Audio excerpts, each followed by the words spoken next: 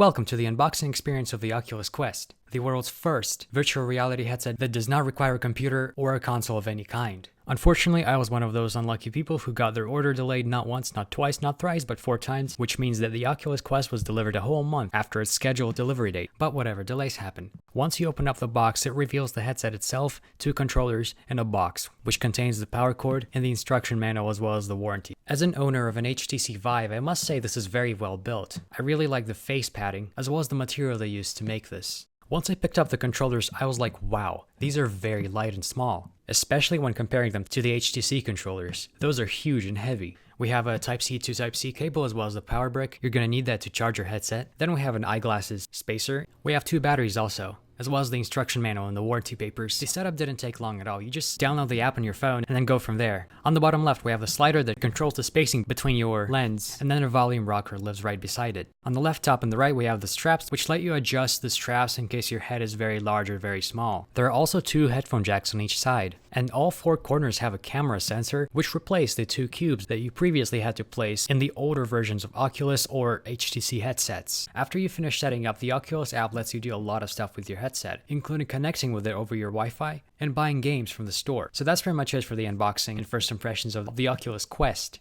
Thank you for watching.